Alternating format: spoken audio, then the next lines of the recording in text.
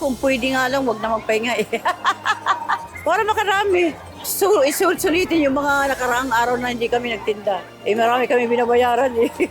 Walang holiday sa mga nais pa ring kumita ng pera kahit panahon na ng bakasyon. Gaya ni Nanay Teresita na higit 5 taon nang nagbebenta ng mga lobo dito sa loob ng Quezon Memorial Circle. Para sa kanya, sa halip na manatili sa bahay kapag ganito ang panahon, ito ang pagkakataon para makabawi sa mga lugi nila nitong mga nakaraang buwan. Lalo na at mahal ang mga gastusin at marami anya siyang kailangang bayaran sa kanilang bahay. Ay, mas malaki. Mas maganda ngayon. Di sa nakaraan namin ng umuulan.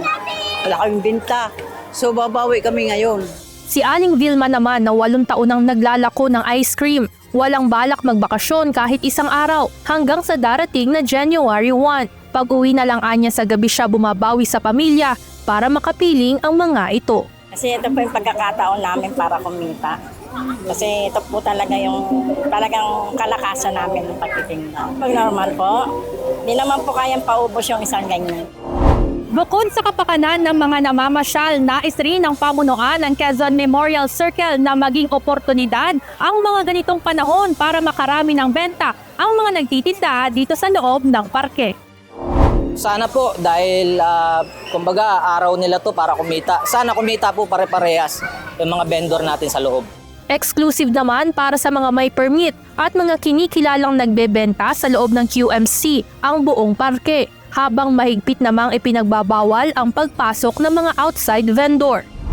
Samantala, bukas simula alas 5 ng umaga hanggang alas 12 ng hating gabi ang Quezon Memorial Circle. Hindi pa pinapayagan ang pag-overnight at camping, ngunit po pwedeng maglatag ng kani-kaniyang picnic mats at magpalipas ng oras ang mga pamilya at magkakaibigan malapit sa playground at garden. Inaanyayahan po na namin na sa mga kitang lugar po kasi alam niyo naman po, season na po ngayon ng maraming masasamang loob, pagnanakaw.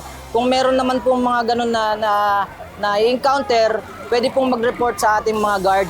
Paalala ng pamunuan sa mga namamasyal na panatilihin ang kalinisan sa paligid habang mahigpit namang ipinagbabawal ang paggamit ng single-use plastic o bottled waters sa loob ng parke. Evan Alvarez, UNTV News and Rescue. Diyos ang aming sandigan, serbisyo publiko ang aming pinahahalagahan.